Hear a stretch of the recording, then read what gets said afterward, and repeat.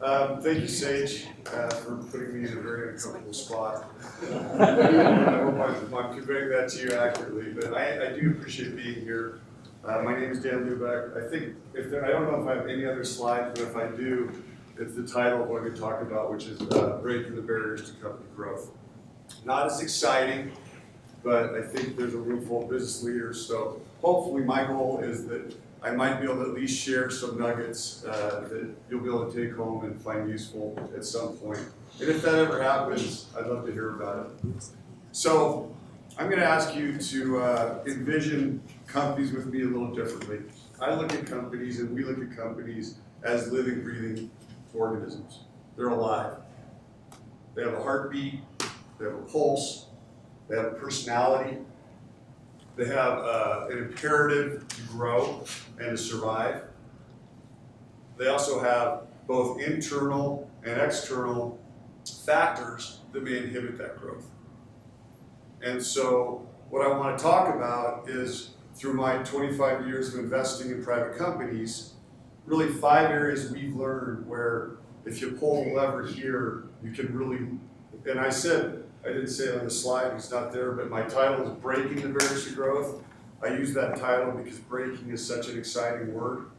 But really, what it's about for us is lifting the barriers to growth, is lifting those limitations. And I'm going to start with the ones that I think are a little more mundane and probably obvious, and then I'm going to go to the ones that I think are a little less mundane and more interesting. So, number one, food. Organisms need food. Companies need food. Food is capital, all right? No magic to that. You have to have capital. Unless you're running one of those companies, and if you are, good for you, that's so high margin and it gets paid so quickly that even growth doesn't require working capital. You need capital to grow. So capital certainly is one of those ways that you lift those barriers for growth, right? Nothing revelational there, okay? What is interesting, and I think kind of revelational, is that a lot of company owners look at their companies and say, oh, we can't do that because we can't afford it. Or we can't make that investment in a person because we don't have the cash flow. Or we can't expand into that geography because we can't suffer the, that cash flow loss while that new operation is coming up to speed. And I just want to challenge you to that kind of thinking, because that mentality is a barrier for growth. Capital is abundant, okay? There's never been more capital available to businesses than there is today. Never. So what kind of capital? Debt, obviously. We all know debt's out there. Interestingly, in our experience, there's often a fear of debt, often by entrepreneurial business owners that have grown their businesses from nothing. And whether that fear is intellectual or in their heart, it makes sense, because truly, if you have debt, then your business is vulnerable, right? Then you could, in theory, lose the company that has paid for your life, paid your kids' education, created wealth for you. So there's an adversity debt, which is understandable, but I'm here to say debt is good. Debt is food. It's cheap. It's abundant. You can get it. You just shouldn't get too much. Okay? And the irony is, just like if you're at a restaurant, you get a great ribeye. If you eat ribeyes, which I do, you eat that ribeye, the restaurant would happily sell you 5 more ribeyes. Okay? And eating 5 more, you probably wouldn't feel that good the next day. The one ribeye, great. Debt's like that, all right? Lenders, when things are good, will want to lend you more. They'll want to keep lending to you. So if you go down the debt road, which we think is a great road, just be disciplined. Don't take it just so you can get it. Underwrite for it, plan for it, and use it as a tool. What kind of debt? There's senior debt. Everybody knows all the banks around where you can go. There are also many lending institutions right now that are private companies. They're not chartered banks. They have a lot more flexibility. If you're not a perfect credit, then those type of lenders could be a great fit for you. It's senior debt, it's revolver, it's asset-based. it's sub-debt, it's mezzanine. There's this thing called unitranche. Have you ever heard of unitranche? So, the unitranche is a term of art now in the marketplace where it's a blend between senior and mezz, and it all comes from the same place. Unitranche. Really cool word. By the way, when I started investing in private equity, the term private equity didn't exist. So these terms come along and then you adapt to it. So that's debt. And I just encourage you, don't be constrained by fear of debt. Don't be constrained because you can't think you can get it. It's out there. Use that capital for food. And then, of course, there's equity. That's what we do. You don't have to only look at equity, and please don't only look at equity as a way to exit your company and retire and sail off into the sunset. Okay? We're a partnering equity firm. There are lots of equity type investors, minority investors, other investors like us, not as many, that are there to provide growth equity, that really want to partner. And so I still say if you can get debt, get it. All right? It's cheap. Debt is cheap. Today's debt is almost free. But it may not be enough, and it may be the type of initiatives. If you want to go acquire companies, then maybe debt alone is not enough. So when you're looking at that, lifting the barrier, capital is food, don't be constrained, you can get it. If you don't feel like you've got the resources internally to go find the appropriate debt partner or equity partner or sub-debt or mezzanine, then there's plenty of firms out there that's what they do. And they will help prepare a package for you. They will then go to the marketplace of who they think is the best fit, and they'll find you the opportunity. They'll get you the best pricing, and they'll create a lot of value in that regard. So that is the food lifting the barrier. Now the next one. And by the way, I was not paid by, who is the gentleman that spoke before, that amazing last speaker, the fractional CFO? Right. Ryan, I'm here to say he did not talk to me. We've never met before. Is that accurate? Yes. So the second food for lifting barriers is information. And in this case, it's internal information. And I'm really talking about there's two levers that we find that almost universally, and these are typically companies that are 60 million and less in revenue. So bigger companies, this may not be as applicable to what I'm going to say. But almost always the finance department is underinvested. And what's amazing and not ironic is when you make that investment, it has a huge payoff, but that payoff is not obvious until you've actually experienced it. So that is information. That is information that a qualified CFO or part-time CFO or really high caliber controller, that person should be the right-hand person to the CEO.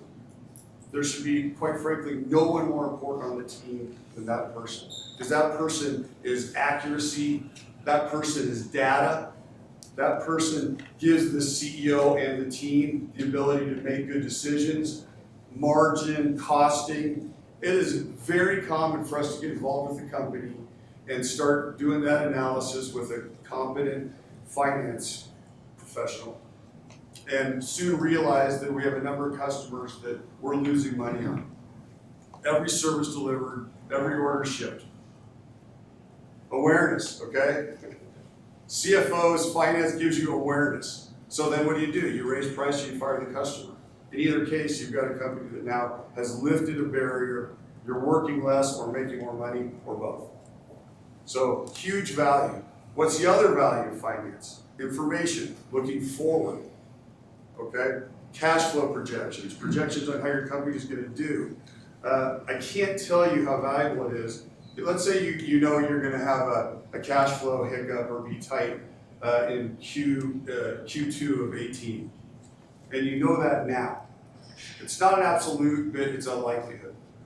If you go to your bank now and say, hey bank, we've done our analysis and we're a little concerned, we're going to be tight on cash in April of 2018, is that something you can work with us on? More often than not, their answer is going to be absolutely. Why? A, they trust you now. You're proactive. You know your company. You're being disciplined. You're the kind of team they want to bet on. Even though they're bankers, at the end of the day, they're still betting on people. Right? Are you bankers? They're bankers. They think like bankers. But they still think. They're people. They want to bet on people that they can believe in, that they can trust, that they can rely on.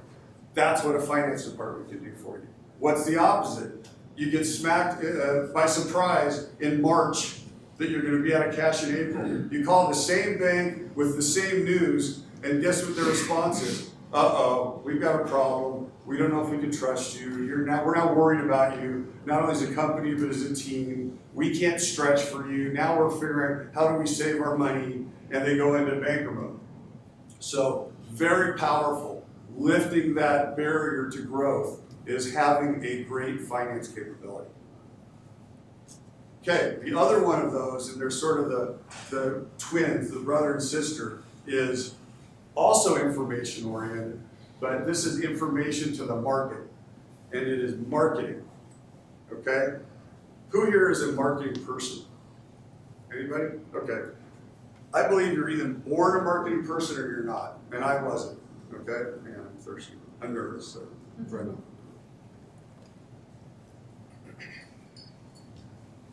So, if you're not a marketing person like me, then you probably are kind of build it and they will come.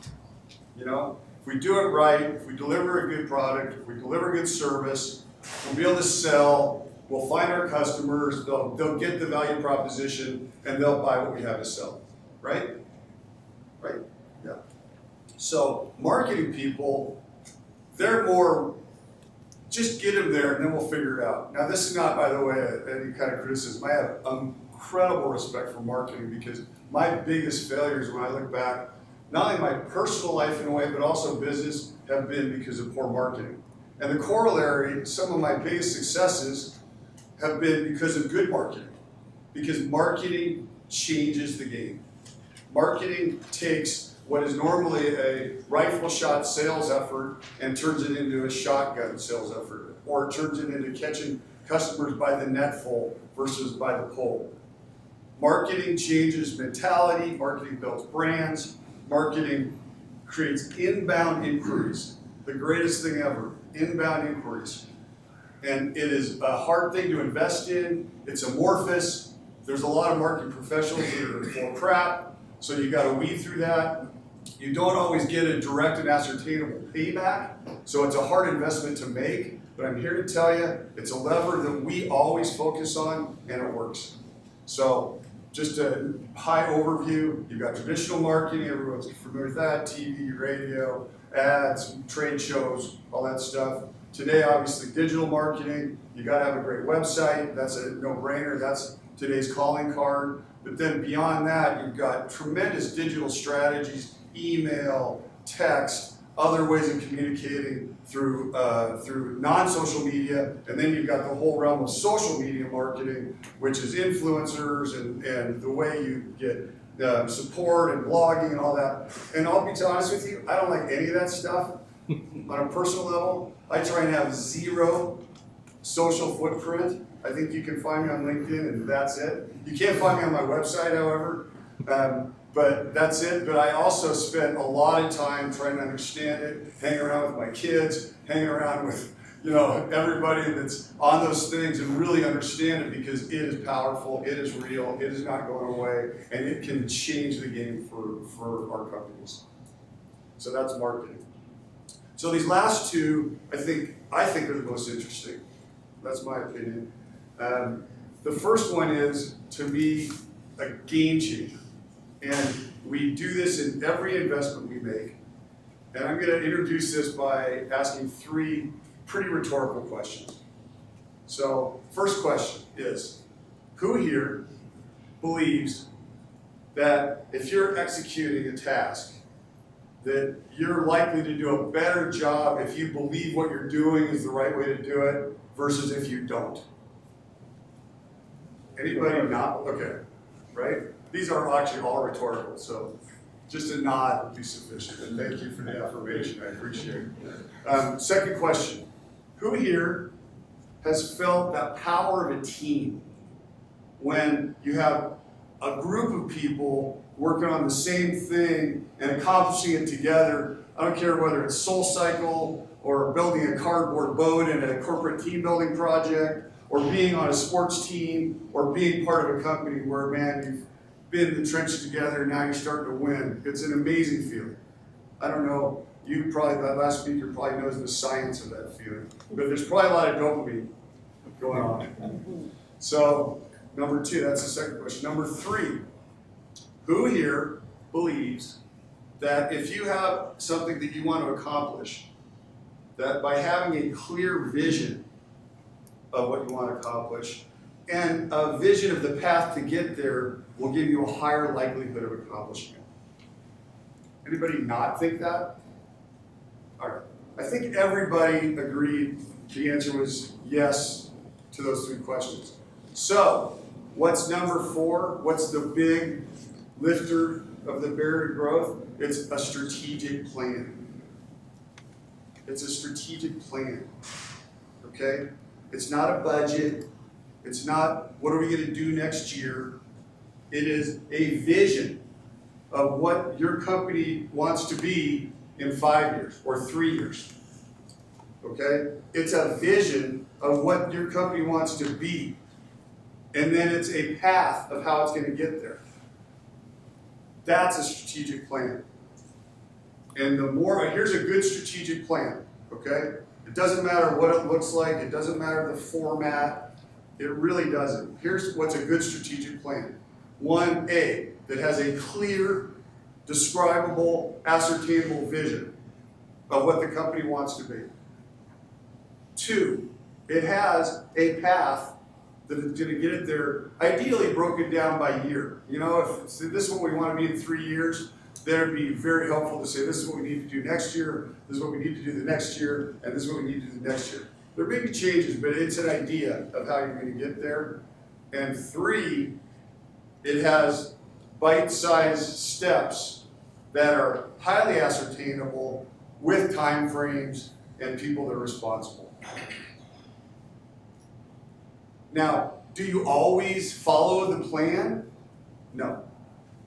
But does the fact that you have a plan that's cohesed the vision for the company, that's brought everyone into the same vision, where everyone feels like they know what oar to pull and how to pull it, and that they can then execute on as a team, do you think that'll change your company or its culture or its chance to accomplish what it's trying to accomplish? I'm telling you, there's no question in my mind. The answer is yes. Number 5, and final. I know you're going to thank goodness. He's between me and the end of this thing. So number 5, and this is to me the most interesting one. It's the most powerful one. It's the one that actually is the biggest lifter of the barriers to growth. And it's good news, bad news. What do you guys want first? Good news or bad news? I know I can't do bad news first. That's the punchline. The good news is, it's you. You're the leaders, right? You're the leaders. You're the leaders. If you ask anyone in my organization, what's the most important thing we do, we as investors in companies, every single one person there, you put them in soundproof rooms, will give you the same answer. It's bet on leaders. It's you. You guys are the ones that are making, and I say guys, it's obviously a gender neutral term, you people are the ones that make it happen.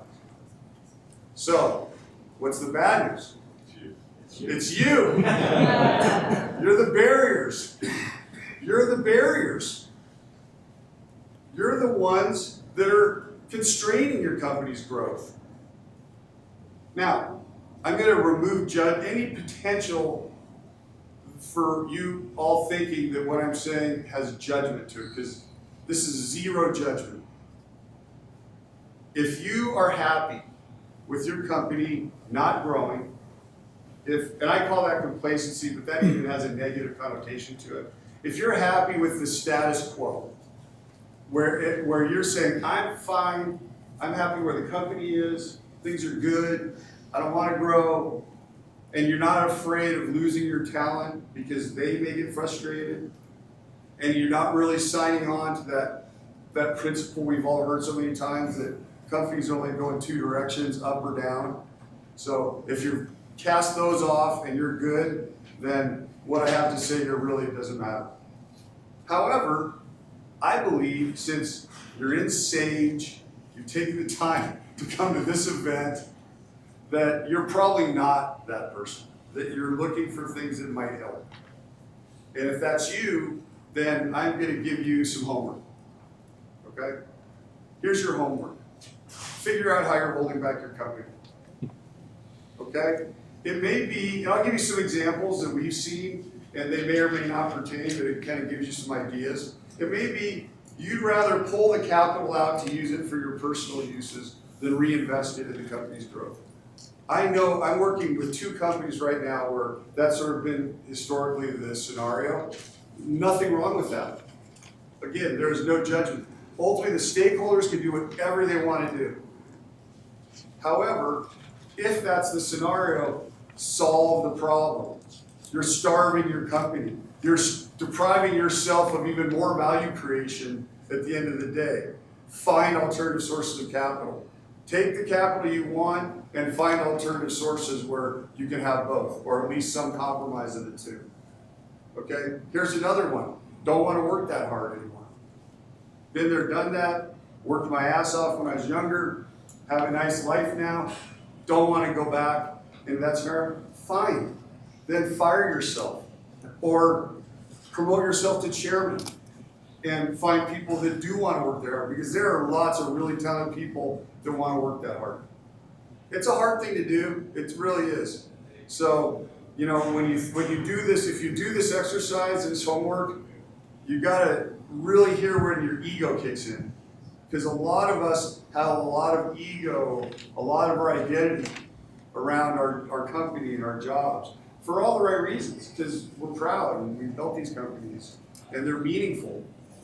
And we're impacting people's lives every day, our employees and our customers. It's all right. But if you want to realize the potential of that baby, that child, that adolescent, that teenager, that college student, that company, whatever stage it's in, you've got to step out of the way at some point, if in fact you're an impediment. Also, it might be fear of failure. I'm afraid to fail, but I still came here anyway. So the homework is really simple to say, very hard to do. Go sit on a rock, have some introspection, talk to your Sage group, see if they'll give you some real feedback, extra crispy. Talk to your significant other, hire an executive coach. There's a lot of things you can do to try and ascertain where you might be the barrier to your company's growth, and then fix it. So that's it, people. I'm here to, I hope that there's been something here that might be of value. I really appreciate the time, and I wish you great success. Thank you.